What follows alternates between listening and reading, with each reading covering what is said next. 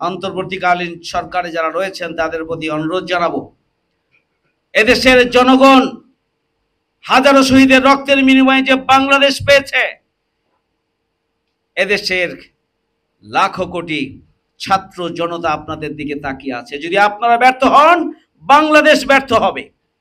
আজকে ছাত্ররা যে আন্দোলন করেছে, তারা বৈষম্য বিরোধী আন্দোলন করেছে।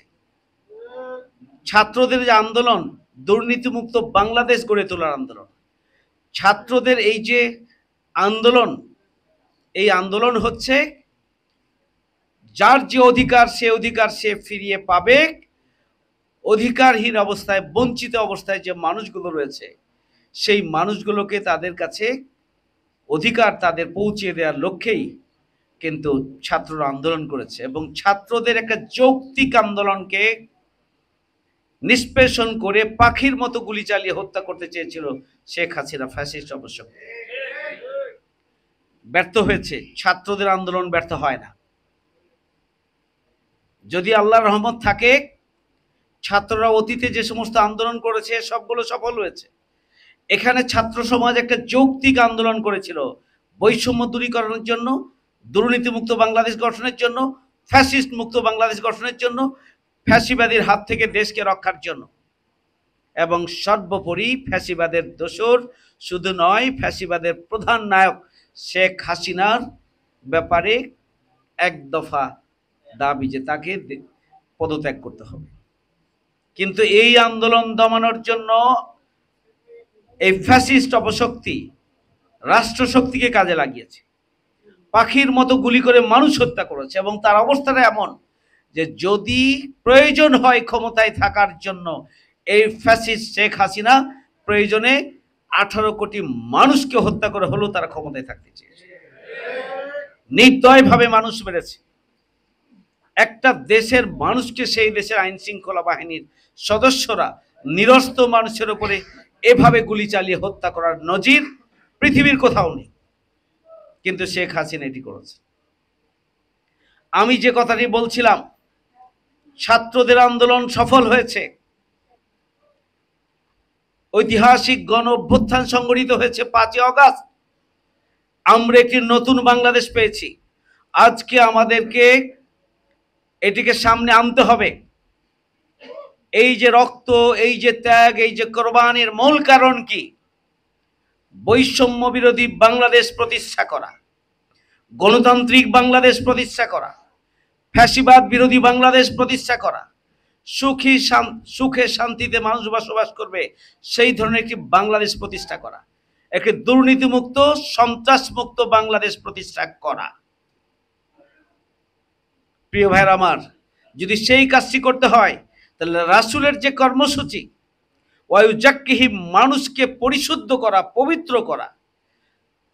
আজকে মানুষের মধ্যে যোগ্যতা, দক্ষতা যাই থাকুক না কেন, যদি মানুষের মধ্যে সততা না থাকে, যদি মানুষের মধ্যে আল্লাহর ভয় না থাকে, যদি মানুষের মধ্যে জবাবদিহিতা না থাকে, তাহলে মানুষ দুর্নীতিমুক্ত হতে পারে না, তাহলে মানুষ সন্ত্রাসমুক্ত হতে পারে না, তাহলে মানুষ কোনোভাবে অন্যের অধিকার নিয়ে তার বিবেক বোধকে জাগ্রত করতে পারে না। এই জন্য প্রয়োজন হচ্ছে তার মধ্যে নৈতিক শিক্ষার প্রয়োজন,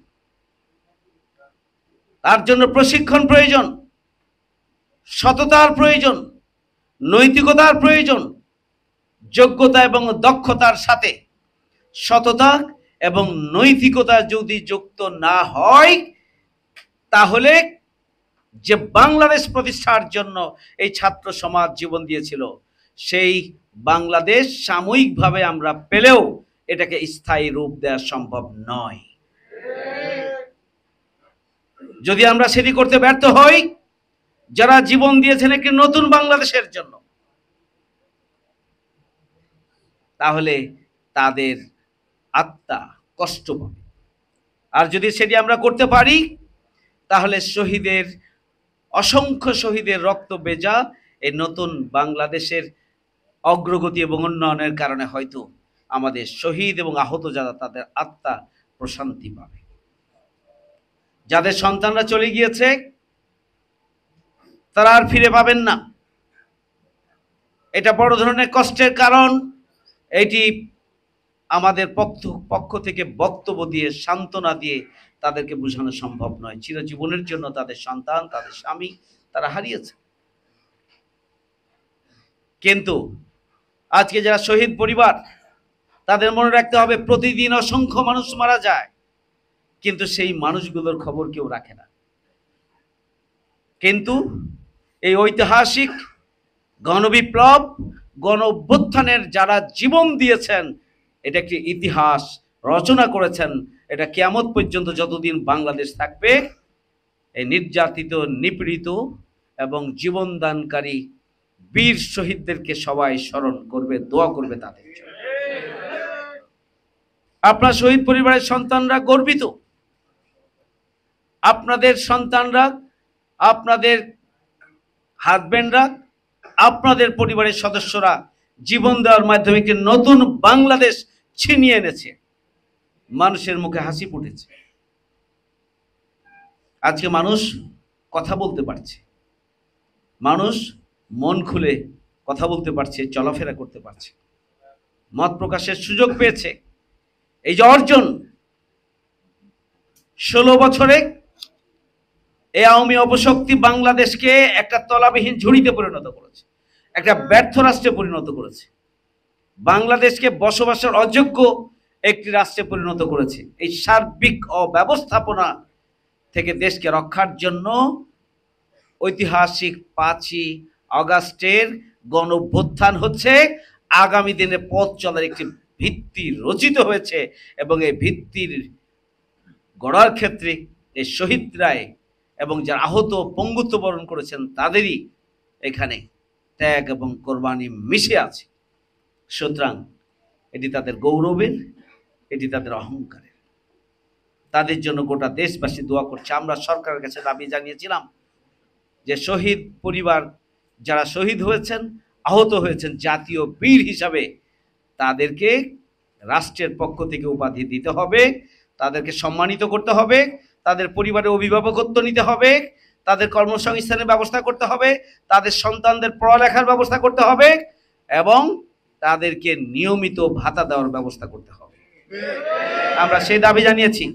গণহত্যার সাথে যারা সম্পৃক্ত রয়েছে, শুধু শেখ হাসিনা নয়, তার দোসর যারা, তাদের সবাইকে বিচারের মুখোমুখি করতে হবে।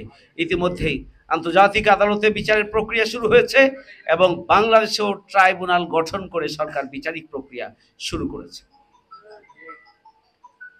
সংগ্রামী ভাইয়ের আমার, আমি যেটি বলছিলাম যে শহীদের স্বপ্ন বাস্তবায়ন করতে হয়, একটি নতুন বাংলাদেশকে স্থায়ী রূপ দিতে হয়, যদি দুর্নীতিমুক্ত, সন্ত্রাসমুক্ত বাংলাদেশ গড়ে তুলতে হয়, যদি বৈষম্য মুক্ত বাংলাদেশ গড়ে তুলতে হয়, তাহলে অবশ্যই তাদেরকে পরিশুদ্ধ এবং পবিত্র করার জন্য কার্যকর ব্যবস্থা গ্রহণ করতে হবে।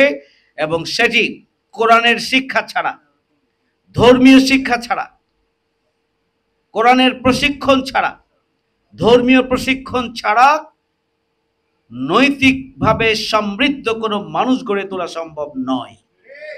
এটি আজকে দেশবাসীকে উপলব্ধি করতে হবে। আপনার দুর্নীতিমুক্ত লোক খুঁজেন, দুর্নীতিমুক্ত খুঁজতে হলে সে সৎ কিনা, সে নৈতিকভাবে সমৃদ্ধ কিনা, আপনাকে সেটি খুঁজতে হবে।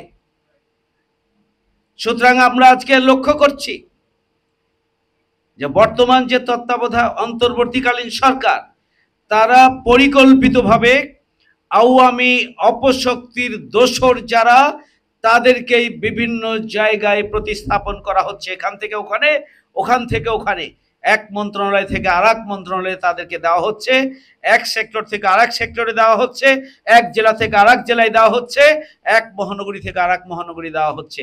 এভাবেই কিন্তু ফ্যাসিবাদের দোসররা বাংলাদেশের রন্ধ্রে রন্ধ্রে, বাংলাদেশের এই যে অর্জন,